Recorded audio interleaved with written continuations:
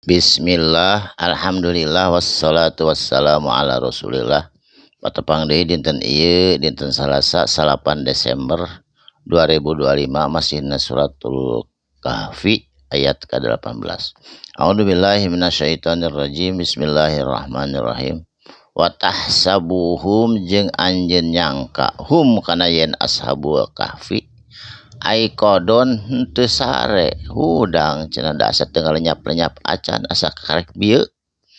Wahum padahal itu ashabul kahfi rukudun sare teh sakitu lilana 308 tahun. Wa nuqallibuhum jeung dibulak-balik hakikatna ku Allah itu jama-jama teh ceuk sakawa para ulama cenah balikna teh genep bulan sakali balik malik di mana mah teu karasa dibulak-balik hakikatna ku Allah. Mulak-malikna ka mana zatal yamin ka belah katuhu wa datas shimali jeung ka belah kenca kitu we balik deui teu karasa maena mah.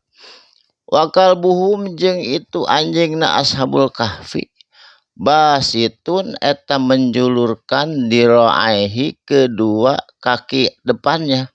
Jadi suku nu hareupna teh ngajulur weh gitu. Eta anjing ashabul kahfi teh bil wasidin dina hareupeun guha.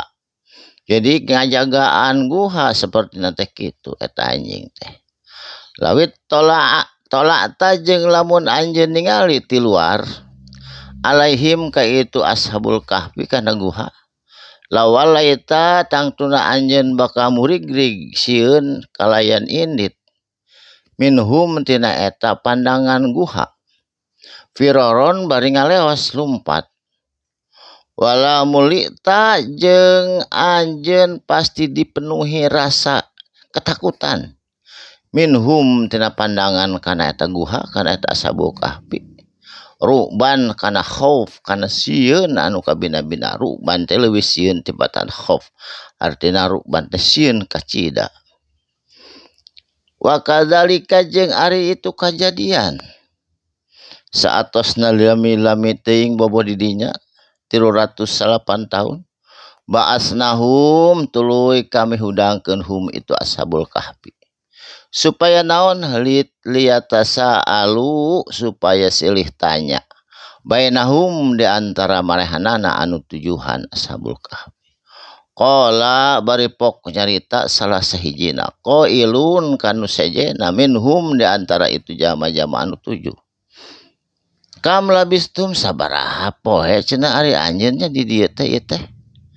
Sare teh qalu ngajawab sapalihna sun sajena labisna ari urang nganjrek di dieu teh yauman au ba'da yaum sapoe atawa setengah poe lah paling ge cenah. Qalu aya sebagian nu sejen kelompok sejen nyarita rabbukum ari pangeran anjeun alamu eta anu maha uninga bima labistum tina naon perkara anu cicing anjeun tinggal di dieu. Ayeuna mah kieu we atuh pab'asu sok salah saurang urang utus cenah kitu. Ahadakum di antara anjeun kabeh. Biwariqikum ku ieu duit, ku ieu imla, ku ieu duit anu dirham, anu zaman harita duitna duit perak. Hadihi ku ieu duit. Illa madinati ka kota cenah mun didahareun. Fal yang dur mangka sok tingali ayuha ku anjeun eta dahareun teh pilih azka anu bersih to aman tina dahareun. Fal yatikum maka sok bawa ku anjeun ka dieu birizqi kana rizki atawa tuangeun minhu ti kota. Ngan kade wal yatalattof kudu lemah lembut anjeun ka kota teh. Walayus iruna teu meunang atawa ulah nyurigakeun. Ulah tepi ka apaleun yang urang teh ashabul kahfi. Bikum ka anjeun kabeh ahadan saurang ogenan. Jadi ulah aya nu apaleun yen urang teh ashabul kahfi anu geus nganjrek di dieu. Padahal eta teh pasti curiga nama sabab artos atawa dirham anu dibelikeun teh kan taunna ge 308 tahun yang lalu. Mungkin eta teh geus kadaluarsa atawa geus teu bisa dibelikeun. Jadi pasti aya kacurigaan. Sabrobna kitu insyaallah dina ayat anu salajengna insyaallah dinten anjing urang teraskeun deui hikayahna Ashabul Kahfi. Mudah-mudahan sekali mah dua kali mah aya manfaatna. Barakallahu li wa lakum. Insyaallah patepang deui dina waktos anu sami.